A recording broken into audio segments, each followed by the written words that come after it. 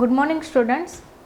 ધોરણ 8 વિષય ગુજરાતી, જેની અંદર આપણો 12મો પાઠ છે નવા વર્ષના સંકલ્પ, જેના લેખક છે બકુલ ત્રિપાઠી અને આ પાઠનો પ્રકાર છે હાસ્ય નિબંધ.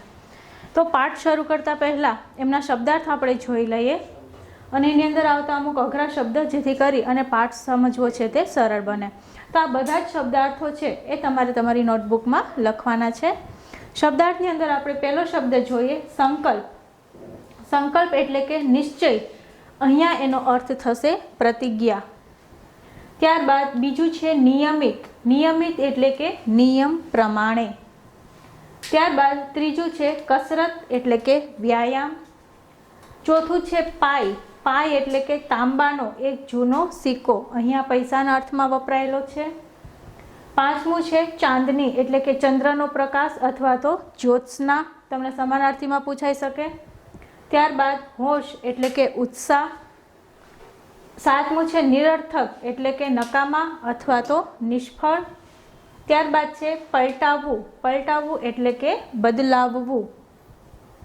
ત્યારબાદ છે આત્મસુધારણા. આત્મસુધારણા એટલે કે પોતાના વર્તનને સુધારવું તે. આ તમને શબ્દ સમૂહ માટે એક શબ્દમાં પૂછાઈ શકે કે પોતાના વર્તનને સુધારવું એટલે આત્મસુધારણા, બરાબર. ત્યારબાદ 10મું છે પાળવું એટલે કે પાલન કરવું.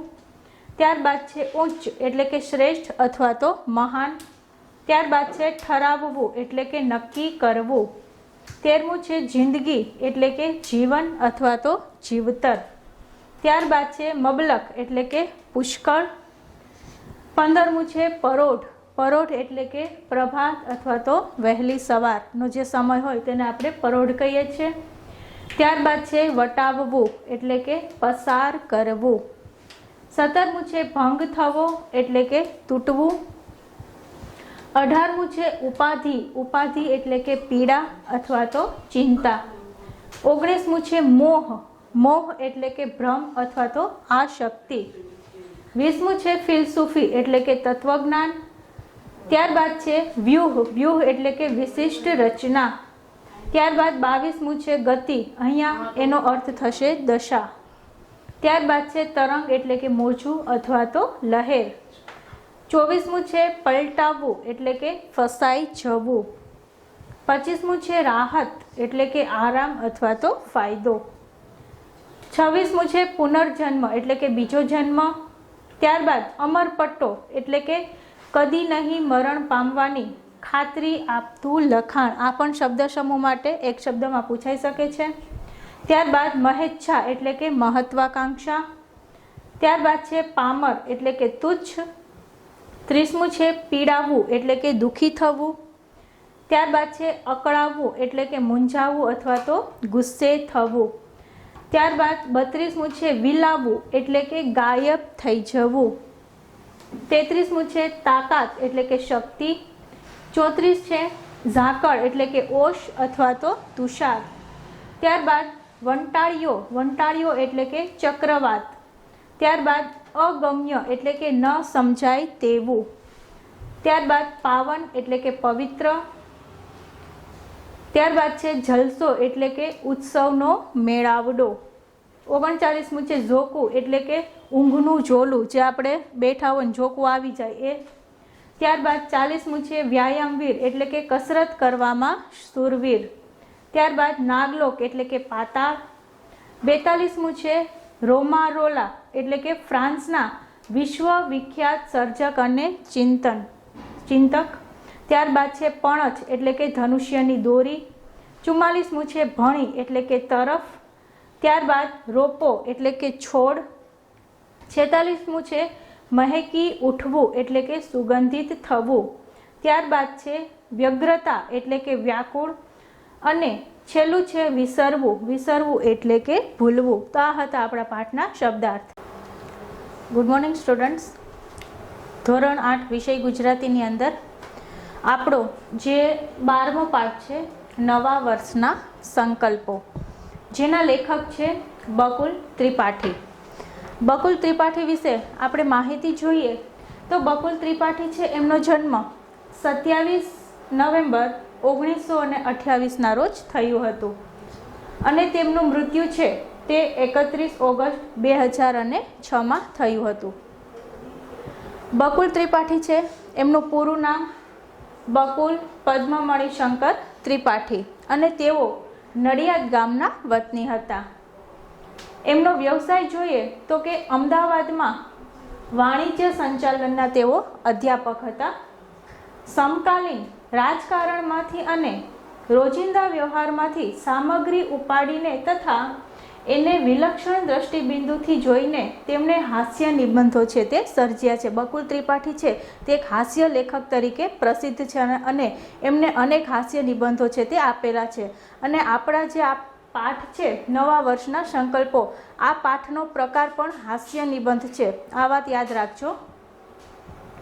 સચરાચરમાં અને દ્રોણાચાર્યનું સિંહાસન એમના જાણીતા નિબંધ સંગ્રહો છે.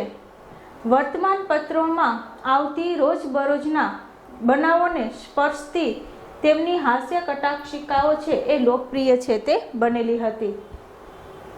આ પાઠની અંદર નવા વર્ષના સંકલ્પો, એની અંદર સામાન્ય રીતે આપણે જોઈએ તો કે સામાન્ય મનુષ્ય છે એ સંકલ્પ તો કરી નાખે છે, પરંતુ એ સંકલ્પને પૂર્ણ કરી શકતો નથી. એ આપણી માનવ સ્વભાવની નબળાઈ છે કે કોઈ પણ કાર્ય છે એ કરવાનો સંકલ્પ તો કરે છે. સંકલ્પ એટલે કે નિશ્ચય.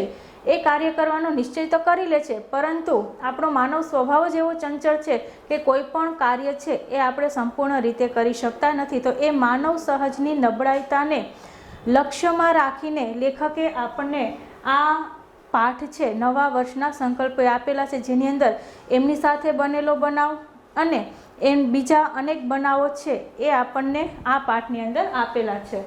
તો સંકલ્પ કરવો પણ પાળી ન શકવો અને એ માટે મનને એક યા બીજા બહાને મનાવ્યા કરવું, માનવ સ્વભાવની આ એક નબળાઈ છે. અને આ નબળાઈને કેન્દ્રમાં રાખીને લેખકે હાસ્ય નિબંધ છે તે સર્જ્યો છે કે આપણી માનવ સ્વભાવની જે નબળાઈ છે એ નબળાઈ મુખ્ય કેન્દ્ર છે એ આ પાઠનું બની રહ્યું છે. ક્યારેક ગણિત માંડીને, તો ક્યારેક ફિલસૂફી લગાવીને, ક્યારેક તરંગ અને તુક્કા ચગાવીને, તો ક્યારેક સંવાદોની આતશબાજી ઉડાડીને લેખકે હાસ્ય છે તે જન્માવ્યું છે. આ પાઠની અંદર આવતું કેન્દ્રબિંદુમાં આ બધી વસ્તુ છે. સંકલ્પ ન કરવાનો સંકલ્પ પણ ટકતો નથી એમ કહીને કરેલા સંકલ્પો ફળશે એવા સ્વપ્નોમાં રાચતા રહીને લેખકે આખા પ્રશ્નને જે હળવો વળાંક આપ્યો છે તે અહીંયા નોંધપાત્ર દેખાય છે. તો હવે આપણે જોઈએ પાઠમાં નવા વર્ષના સંકલ્પો કે સામાન્ય રીતે છે એ મનુષ્ય કેવા પ્રકારના સંકલ્પો કરતા હોય છે. નવું વર્ષ આવે, બેસતું વર્ષ આવે એટલે તમે પણ એવા અનેક સંકલ્પો છે તે કરતા આવશે. જાણે કે આપણે 10મા ધોરણ કે 12મા ધોરણના વિદ્યાર્થીને લઈએ તો કે હવેથી હું દરરોજ 5 કલાક વાંચીશ કે 7 કલાક વાંચીશ, અથવા તો હું હવે ટીવી ઓછું જોઈશ, હું બહાર ફરવા નહીં જાઉં. આવા અનેક સંકલ્પો છે એ સામાન્ય રીતે મનુષ્ય છે તે કરતા હોય છે. પરંતુ એ સંકલ્પ છે એ આપણો ક્યાં સુધી ટકે છે? અઠવાડિયું, 2 અઠવાડિયા, વધીને 1 મહિનો. પછી એ સંકલ્પનામાં કોઈને કોઈ કારણોસર ભંગ છે તે થાય છે. તો આ આપણી એક નબળાઈ છે. માનવ છે એ કોઈ પણ એક નિશ્ચયને ક્યારેય સંપૂર્ણ રીતે પૂર્ણ કરી શકતો નથી. એ પછી કોઈ પણ પ્રકારનો સંકલ્પ હોઈ શકે. ચા ન પીવાનો સંકલ્પ હોય, પછી પાન માવા ન ખાવાનો સંકલ્પ હોય, અથવા કોઈ પણ હોઈ શકે. કોઈની સાથે ઝઘડા ન કરવાનો સંકલ્પ હોય, બરાબર. પરંતુ એ સંકલ્પ છે એ વ્યક્તિ લાંબો સમય સુધી ટકાવી શકતું નથી. તો અહીંયા અમુક ઉદાહરણો આપેલા છે કે સામાન્ય રીતે મનુષ્ય છે એ કેવા નવા વર્ષના દિવસે સંકલ્પો લઈ શકતા હોય છે. તો કે આજથી આખું વર્ષ વહેલા ઉઠવાનું છે, આવો સંકલ્પ કરે છે. હવેથી નિયમિત નોંધપોથી રાખવી. નોંધપોથી એટલે કે દૈનિક નોંધ. આપણે આખા દિવસમાં આપણી જે દિનચર્યા છે એની અંદર આપણે કયા કાર્યો કરેલા છે એની નોંધપોથી, જેને સાદી ભાષામાં આપણે ડાયરી કહીએ. ઘણાને ડાયરી લખવાનો શોખ હોય છે અને આખા દિવસની અંદર જે કાર્ય કર્યું હોય અથવા તો એની સાથે જે બનાવો બન્યા હોય એ બધાની નોંધ એ ડાયરીની અંદર લખે છે. તો ઘણા આવા સંકલ્પો કરે છે કે આજથી હવે હું મારી નોંધપોથી છે તે બનાવીશ. ત્યારબાદ આજ પછી કસરત ન કરી હોય તે દિવસે જમવું જ નહીં. એટલે કે રોજે કસરત કરવાનો, વ્યાયામ કરવાનો સંકલ્પ કરે છે અને જે દિવસે વ્યાયામ ન થાય એ દિવસે જમવું જ નહીં, આવો સંકલ્પ કરે છે.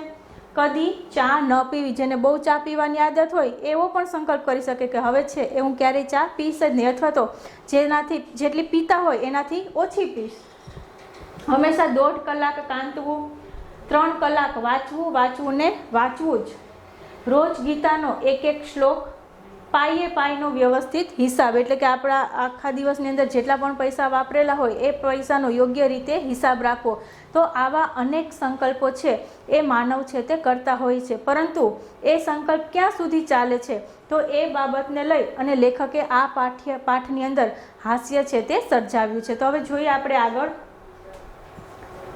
આખા સમાજમાં જે દિવસે આ મંત્રોનું મનોમન ઉચ્ચારણ શરૂ થઈ જાય ત્યારે સમજવું કે તે દિવસે બેસતું વર્ષ છે, કે આખા સમાજની અંદર આ જે બધા મંત્રો છે એટલે કે આ જે બધા સંકલ્પો છે, આવા સંકલ્પોનું ઉચ્ચારણ જ્યારથી શરૂ થઈ જાય ત્યારે સમજવું કે આજે બેસતું વર્ષ છે તે આવી ગયું છે. કારણ કે સામાન્ય રીતે કોઈ પણ નવા કાર્યની શરૂઆત આપણે હંમેશા નવા વર્ષથી જ કરતા હોય છે, કે નવું વર્ષ આવ્યું તો હવે આજથી હું આમ કરીશ, આજથી આમ કરીશ. તો આવા અનેક સંકલ્પો છે તે મનુષ્ય છે તે કરતા હોય છે.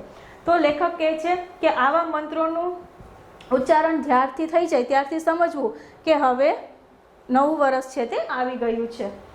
જેમ શરદ પૂનમની ચાંદનીનું વાતાવરણ કવિઓને ગાંડા બનાવી છે, તેમ બેસતા વર્ષના દિવસની હવા પણ સામાન્ય જનોમાં મનમાં કંઈક નવો ચમકારો છે તે લાવી દે છે. કે સામાન્ય રીતે શરદ પૂનમ, બરાબર, એમનું વાતાવરણ તમે બધાએ જોયું હશે, એકદમ શીતળ વાતાવરણ હોય છે અને ચંદ્રમા છે તે પૂર્ણ રીતે ખીલેલો હોય છે. તો એકદમ સરસ વાતાવરણ આપણને એ દિવસે શરદ પૂનમની રાતે દેખાય છે. તો આ જે વાતાવરણ છે એ કવિઓને ગાંડા બનાવી દે છે, કારણ કે એ વાતાવરણ એકદમ કુદરતી સરસ હોય છે. તો જેમ શરદ પૂનમ છે એનું વાતાવરણ કવિઓને ગાંડા બનાવી દે છે, તેવી જ રીતે આવા બધા મંત્રોનું છે ટૂંકમાં બેસતા વર્ષના દિવસની હવા જ્યારે આવે છે, બેસતું વર્ષ આવે છે ત્યારે આવા બધા અનેક સંકલ્પો છે તે માનવ છે તે કરતા હોય છે. આપણને એકદમ બુદ્ધ, મહાવીર, સ્વામી વિવેકાનંદ કે નેપોલિયન થવાની હોશ છે તે થઈ આવે છે. કે સામાન્ય રીતે જે આ બધા મહાપુરુષો છે એ મહાપુરુષો થઈ જવાની આપણને ઈચ્છા થતી હોય છે. જ્યારે પણ આપણે એમના પુસ્તકો વાંચતા હોય તો આપણી અંદર પણ એક જુસ્સો ચડે કે હવે હું પણ આમ કરીશ, પરંતુ એ લાંબો સમય સુધી ટકતું નથી. અને ખાસ કરીને તમે જોજો કે જ્યારે 15મી ઓગસ્ટ હોય, 26મી જાન્યુઆરી હોય અને એ સમય દરમિયાન બધી જગ્યાએ દેશભક્તિના ગીતો ચાલતા હોય, પરેડ આપણે જોતા હોય, તો એ સમય દરમિયાન આપણામાં પણ એવો જુસ્સો આવી જાય છે કે નહીં, હું પણ એક દેશભક્ત બની જાઉં, હું પણ દેશ માટે કંઈક કરી છૂટું. પરંતુ એ જુસ્સો આપણો ક્યાં સુધી હોય છે? 15મી ઓગસ્ટ સુધી. જેવી 16મી ઓગસ્ટ આવશે એ આપણો જુસ્સો કેવો થઈ જશે? નાશ પામી જશે. તો આમ આ એક માનવ સ્વભાવની નબળાઈ છે. તો જ્યારે પણ આપણે આવું કોઈ પણ મહાન કાર્ય કરતા કોઈ વ્યક્તિને જોતા હોય તો આપણને પણ એવી ઈચ્છા થઈ જાય કે નહીં, હું પણ આમ કરી નાખું. જેમ કે આપણને બુદ્ધ છે, મહાવીર છે, વિવેકાનંદ, નેપોલિયન, આવા બધા થવાની ઈચ્છા આપણા મનની અંદર જાગી જાય છે. પરંતુ એ બધી ઈચ્છાઓ છે તે કેવી હોય છે? તો કે ટૂંક સમય માટે જ હોય છે. જીવનના વર્ષો એમ નિરર્થક સરી જતા લાગે છે અને એકદમ કંઈક કરી નાખવું, કંઈક તો કરી જ નાખવું એમ થઈ આવે છે. કે જ્યારે પણ આપણે આ રીતનું વાતાવરણ જોઈએ છે તો એ સમય દરમિયાન આપણને એવું લાગે છે કે આપણે આપણું જે જીવન છે એ સાવ નિરર્થક એ વિતાવી રહ્યા છે, સાવ નિષ્કામ આપણું જીવન છે તે થઈ ગયું છે. પરંતુ હવે આપણે કંઈકનું કંઈક કરવું જ જોઈએ, કોઈ એવું સારું કાર્ય કરવું જોઈએ જેથી કરી અને આપણું જીવન છે એ સાવ નિરર્થક છે તે ન બની રહે. તો આવા જે સંકલ્પો છે તે આપણે નવા વર્ષના સમયમાં કરતા હોઈએ છીએ. દિવાળીનો ઉત્સાહ ઘણાને માટે વીર રસમાં પલટાઈ જાય છે. એમની આંખમાં ચમક આવે છે અને કોઈ ધન્ય પડે એ આત્મ સુધારણા માટે સંકલ્પ છે તે કરી નાખે છે કે આજથી રોજ આ કરવું, હવેથી કદી આ ન કરવું. કે જ્યારે પણ દિવાળીનો ઉત્સાહ આવે છે, દિવાળીનો તહેવાર આવે છે તો એ સમય દરમિયાન બધા વ્યક્તિની અંદર વીર રસ છે તે આવી જાય છે. તો ટૂંકમાં એ જે ઉત્સાહ છે આપણો એ શેમાં પલટાઈ જાય છે? તો કે વીર રસની અંદર પલટાઈ જાય છે. અને એ જુસ્સામાં ને જુસ્સામાં હવેથી હું આ કાર્ય કરીશ, આ કાર્ય નહીં કરીશ, એવા સંકલ્પો છે એ મનુષ્ય નવા વર્ષના દિવસે કરી નાખે છે. પણ આ સંકલ્પોની મજા જ એ છે કે કરતા જેટલી મજા આવે છે એટલી પાળતા આવતી નથી, કે આપણને આ સંકલ્પની મજા એટલી જ આવે છે કે જેમ આપણે નવા વર્ષમાં સંકલ્પ તો કરી નાખીએ છીએ, પરંતુ એ સંકલ્પ આપણે પાળતા નથી અને એ વસ્તુની જ મજા છે તે લેવાની છે, અને એ વસ્તુની મજા જ લેખકે આપણને આ પાઠની અંદર છે તે આપેલી છે, અને એ બાબતને લઈ અને એક હાસ્ય છે તે ઉપજાવેલું છે. દાખલા તરીકે મને જ એક બેસતા વર્ષે કોઈએ સલાહ આપી કે મારે આત્મ સુધારણા માટે કંઈક ઉચ્ચ સંકલ્પ છે તે કરવો, કે લેખકની સાથે જે બનેલો બનાવ છે, લેખકે જે સંકલ્પ કરેલો હતો એ સંકલ્પ એમણે અહીંયા દર્શાવેલો છે, કે કોઈએ એમને કહ્યું હશે કે તમારે આત્મ સુધારણા માટે, આત્મ સુધારણા એટલે કે આપણું વર્તન બદલવું, આપણા વર્તનને બદલવા માટે તમારે કોઈને કોઈ નવો સંકલ્પ છે તે લેવો જોઈએ. એટલા માટે લેખક છે તે કેવો સંકલ્પ લે છે, તો કે વહેલા ઉઠવાનું ઠરાવીને જો હું રોજ 7 ને બદલે 5 વાગ્યે ઉઠું તો વર્ષે મારા 72 કલાક છે તે બચે ને 50 વર્ષ ઉઠવાનું બચે ને 50 વર્ષની જિંદગીમાં 36,000 કલાક બચે. કે લેખક છે આપણે બકુલ ત્રિપાઠી એ રોજે કેટલા વાગે ઉઠે છે? સામાન્ય રીતે 7 વાગે. તો કોઈ એમને કહ્યું કે જો તમે તમારી આત્મ સુધારણા માટે કોઈ વહેલા ઉઠવાનો સંકલ્પ લ્યો તો શું થશે, તો કે તમારા 7 ને બદલે જો તમે 5 વાગે ઉઠો તો તમારા વર્ષમાં 72 કલાક છે તે બચી જશે અને 50 વર્ષ ઉઠવાનું છે તે બચી જશે. આમ 50 વર્ષની જિંદગીમાં કેટલા કલાક બચી જાય? 36,000 કલાક છે તે બચી જશે. અને રોજ ફક્ત 2 કલાક વહેલા ઉઠવાથી મારી જિંદગીના લગભગ 4 વર્ષ જેટલો મબલક વધારો છે તે થાય છે. મબલક એટલે કે પુષ્કળ. જો રોજે 2 કલાક એ વહેલા ઉઠે તો લેખકની જિંદગીમાં 4 વર્ષ જેટલો વધારો છે તે થઈ જાય છે. આ વિચારથી ભોળવાઈને મેં તો સંકલ્પ કરી નાખ્યો કે બસ કોઈ દિવસ પરોઢના 5થી મોડા ઉઠવું જ નહીં. કે એમને કોઈએ કીધું કે તમે રોજે 7 ની બદલે 5 વાગે ઉઠ્યા જાઓ તો તમારા જીવનના 4 વર્ષ છે તે વધી જાય. તો એ વિચારી અને લેખક છે એ સંકલ્પ છે તે કરી નાખે છે કે હવેથી મારે રોજે 5 વાગે છે તે ઉઠવું ને ઉઠવું જ છે, એવો સંકલ્પ એ કરી નાખે છે.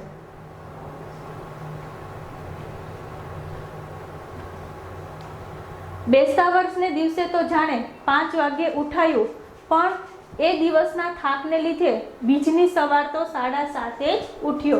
કે એમને વહેલા ઉઠવાનો સંકલ્પ તો કરી નાખ્યો અને બેસતા વર્ષને દિવસે એ પોતે 5 વાગે ઉઠી પણ જાય છે, પરંતુ શું થાય છે, એ દિવસનો થાક એમને એટલો લાગે છે કે બીજા દિવસે બીજ એટલે કે એકમ પછી જે બીજ આવે, તિથિનું વર્ણન અહીંયા કરેલું છે, તો એકમ પછી જે બીજ આવે, ભાઈ બીજ જેને આપણે કહીએ, તો એ બીજના દિવસે એ કેટલા વાગે ઉઠે છે? 7:30 વાગે. કારણ કે પહેલા દિવસે એ વહેલા ઉઠેલા, તો એ દિવસનો થાક એમને એટલો લાગે છે કે બીજા દિવસે પોતે 7:30 વાગે છે તે ઉઠે છે. એટલે એમનો જે સંકલ્પ છે એમનો ભંગ ત્યાં બીજા દિવસે જ થઈ જાય છે. પછી પાંચમ સુધી તો જાણે દિવાળી જ કહેવાય, એટલે મોડા ઉઠવામાં કંઈ વાંધો નહીં. છઠને દિવસે 5 વાગે જ ઉઠવું હતું, પણ બન્યું એવું કે બીજે દિવસે 5 વાગે ઉઠવાનું છે. એ વિચારથી પાંચમની રાત્રે મને એટલી બધી ચિંતા થઈ ગઈ કે રાતના 1:30 સુધી ઊંઘ જ ન આવી.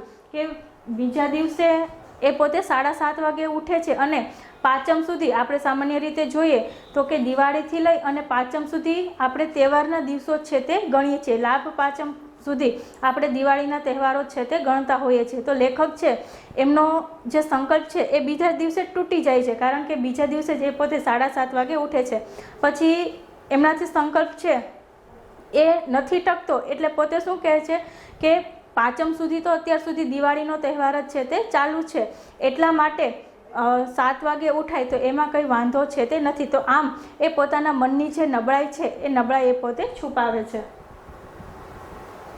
એ વિચારથી પોતે 5 વાગે છે તે ઉઠે છે અને બીજા દિવસે એટલે કે છઠના દિવસે એમને વિચાર આવે છે કે હવે મારે 5 વાગે જ ઉઠવાનું છે, પરંતુ એ વિચારથી જ પોતે રાતે મોડા સૂવે છે અને મોડા સૂવે છે જેથી કરી અને બીજા દિવસે એટલે કે છઠના દિવસે પણ પોતે વહેલા ઉઠી શકતા નથી. આથી છઠની સવારે પણ 8 વાગ્યે ઉઠાયું.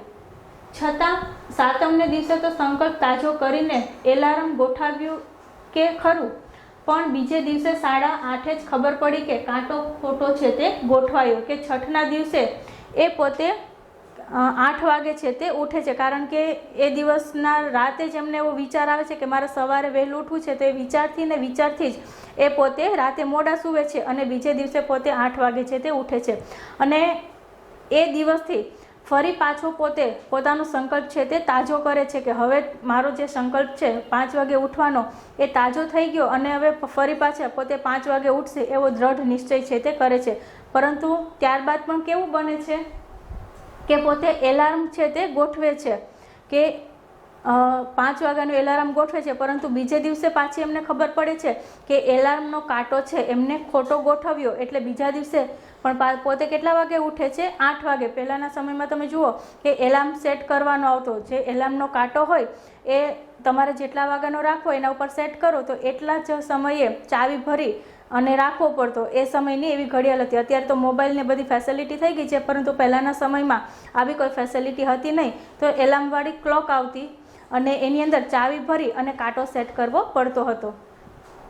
તો એ રીતે એ પોતે કાંટો છે તે ગોઠવે છે, તો બીજા દિવસે એમને ખ્યાલ આવે છે કે ખોટી રીતે કાંટો છે તે ગોઠવાઈ ગયો છે અને ફરી પાછા પોતે 8 વાગે ઉઠે છે. પછીને દિવસે એલાર્મ ગોઠવતા ધ્યાન રાખ્યું તો વળી ઘડિયાળ છે તે બગડી ગયું અને વહેલા ન ઉઠાયું, કે પછી બીજા દિવસે પોતે એલાર્મ ગોઠવાનું યાદ રાખે, એટલે કે એનો કાંટો છે તે બરાબર સેટ કરે છે, પરંતુ એ દિવસે શું થયું કે એમની ઘડિયાળ છે તે ખરાબ થઈ ગઈ અને ફરી પાછા પોતે 8 વાગે છે તે ઉઠે છે. કાર્તિકી પૂર્ણિમા સુધી ઘડિયાળનું સમારકામ છે તે ચાલ્યું, એટલે કે કાર્તિકી પૂર્ણિમા સુધી ઘડિયાળનું સમારકામ એટલે કે રિપેરિંગ કરવાનું કામ છે તે ચાલી રહ્યું હતું. વધ પડવાની રાત્રે ગોઠવાયું પણ ચાવી આપવાનું ભૂલી જવાથી રાત્રે 2:30 વાગ્યે ઘડિયાળ જ બંધ પડી ગયું, કે વધ પડવાથી રાત્રે ગોઠવાય એટલે કે એમને જ્યારે સુદ અને વધ બરાબર પૂનમનો સમય હોય અને અમાસનો સમય હોય એને આપણે સુદ અને વધની અંદર ગોઠવેલા છે. તો સુદનો સમય પૂરો થાય છે અને વધનો સમય છે એ શરૂ થાય છે. તો એ પડવો એટલે કે એકમ, તો વધની એકમથી જ એમ રાત્રે ગોઠવાયું, પરંતુ એ પોતે ચાવી ભરતા ઘડિયાળમાં ભૂલી જાય છે અને ફરી પાછા એ દિવસે એ પોતે મોડા છે તે ઉઠે છે. આમ અનેક મુશ્કેલીઓ વટાવતા વધ સાતમે 5 વાગે બરાબર એલાર્મ વાગ્યું, કે આમ અનેક મુશ્કેલીઓ છે એ લેખકના સમયમાં છે તે આવે છે, કે ટૂંકમાં એનો જે સંકલ્પ છે એ સંકલ્પ પૂરો કરવા માટે આવી અનેક મુશ્કેલીઓનો સામનો એ પોતે કરે છે, પરંતુ અંતે પોતે આ બધી મુશ્કેલીઓને વટાવતા વધ સાતમના દિવસે એ આખરે પોતે 5 વાગે છે તે ઉઠે છે અને પોતાનો એલાર્મ છે તે વાગે છે અને પોતે ઉઠે છે.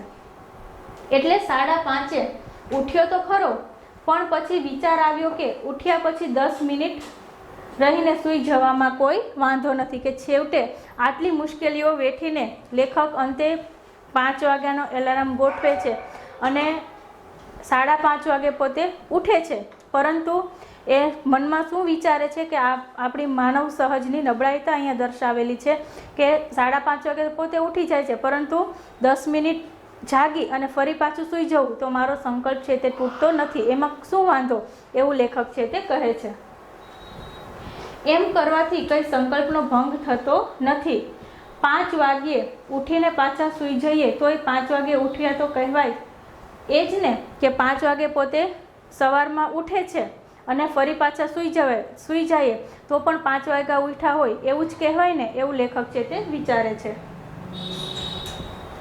થોડા દિવસ આ પ્રમાણે કર્યા પછી એકવાર સવારે 5 વાગ્યે સૂતા જ વિચાર આવ્યો કે હે જીવ, આ બધી ઉપાધિ શાને, કે લેખક આવી રીતે આવો જ આ જે સમય છે એ ધીમે ધીમે વિતાવે છે, કે રોજે પોતે 5 વાગે ઉઠે, 10 મિનિટ જાગી અને ફરી પાછા સૂઈ જાય.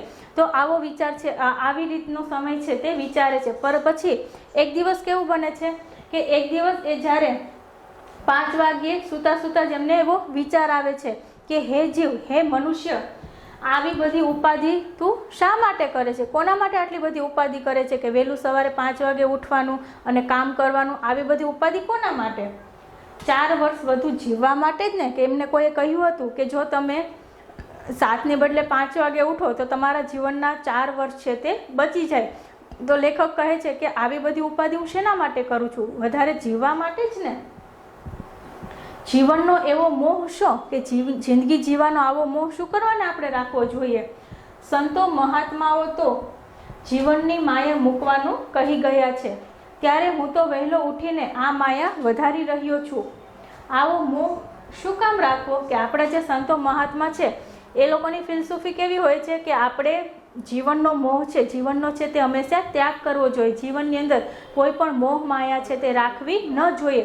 તો લેખક છે એ પણ પોતે એવી રીતે મનમાં વિચારે છે કે હું આજે બધી ઉપાધિ કરું છું એ શેના માટે કરું છું? માત્ર 4 વર્ષ વધુ જીવવા માટે જ ને. પરંતુ આપણા જે સંત મહાત્માઓ છે એ તો કહી ગયા છે કે જીવનની મોહ માયા છે એ ક્યારેય રાખવી ન જોઈએ. તો હું પણ શું કરવાને જીવનની મોહમાયા રાખું? આ રીતે એમની જે માનવ સહજની નબળાઈ છે એ નબળાઈ અહીંયા આપણને દર્શાવવામાં આવેલી છે. મારી આત્મ સુધારણા તો આમ ફિલસૂફીને પંથે ચડી ગઈ. કે લેખકની જે આત્મ સુધારણા છે એટલે કે પોતાની જાતનું જે વર્તન છે એ વર્તન બદલવા માટે એમના જે વિચારો છે એ ફિલસૂફીના પંથે છે તે ચડી ગયા. ફિલસૂફી એટલે કે તત્વજ્ઞાન, તત્વજ્ઞાનના રસ્તે છે તે ચડી જાય છે. એટલે પેલો વહેલા ઉઠવાનો સંકલ્પ પણ શબ્દ રચના હરીફાઈના અડધા ભરાયેલા વ્યૂહ જેવો એમને એમ પડી રહ્યો. કે અહીંયા એમનો જે વિચાર છે એ ફિલસૂફીના પંથે ચડી જાય છે અને આમ એમનો જે આત્મ સુધારણાનો વિચાર છે એ ત્યાં ને ત્યાં ઠરી જાય છે.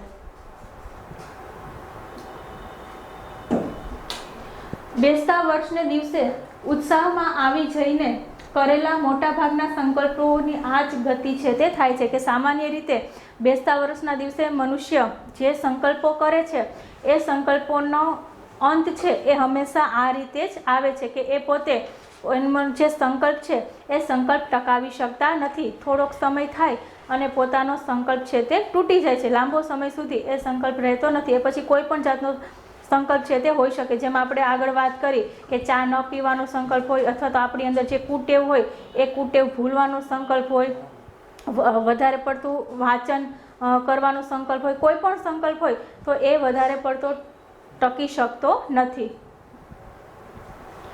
એક જણે દિવાળીની રાતથી જ ચા છોડી દીધેલી. એમનો સંકલ્પ જીવ લેણો ખરો. કે અહીંયા બીજા સંકલ્પની બીજું દ્રષ્ટિબિંદુ છે, બીજું દ્રષ્ટાંત છે એ લેખક અહીંયા આપેલું છે. પેલું દ્રષ્ટાંત પોતાનું જ આપેલું હતું કે વહેલા ઉઠવાનો સંકલ્પ કર્યો અને એ સંકલ્પ નિભાવતા એમને કેટલી મુશ્કેલીઓ વેઠી અને અંતે એ સંકલ્પ કેવી રીતે તૂટ્યો એ બાબતની ચર્ચા થઈ. હવે બીજાની અંદર અહીંયા બીજું દ્રષ્ટાંત આપેલું છે કે કોઈ એક વ્યક્તિએ ચા ન પીવાનો સંકલ્પ છે તે કરે છે, તો એ એમનો જે સંકલ્પ છે એ કેવી રીતે તૂટે છે એ બાબત આપણે જોઈએ. એમનો એ સંકલ્પ કેવો હતો તો કે જીવલેણો. કારણ કે જેમને ચા પીવાની આદત પડી ગઈ હોય, જેમને એક વ્યસન થઈ ગયું હોય, એમને ચા એ સમયે ન મળે તો સ્વાભાવિક છે કે એમના માટે જીવલેણ જ હોઈ શકે. કારણ કે ઘણા વ્યક્તિઓ હોય છે કે અમુક સમય થાય, જેમ કે સાંજે 4 વાગે એટલે એને ચા જોતી જ હોય, પછી એના માટે ગમે એ કરે, આકુળ વ્યાકુળ થઈ જાય જો ચા ન મળે તો. બરાબર? તો આમ એમનો જે સંકલ્પ છે એ જીવલેણો ખરો. 1 અઠવાડિયું, 2 અઠવાડિયા, 3 અઠવાડિયા એમને ચા પીધી તે ન જ પીધી. કે આવી રીતે પોતે સંકલ્પ કરેલો કે હવે હું બેસતા વર્ષના દિવસે સંકલ્પ કરેલો કે હવે હું ચા છે તે નહીં જ પીશ. અને આ જે સંકલ્પ છે એ કેટલો ચાલે છે? 1, 2 અને 3 અઠવાડિયા સુધી આ સંકલ્પ છે તે ચાલે છે અને એ ચા છે તે પીતા જ નથી.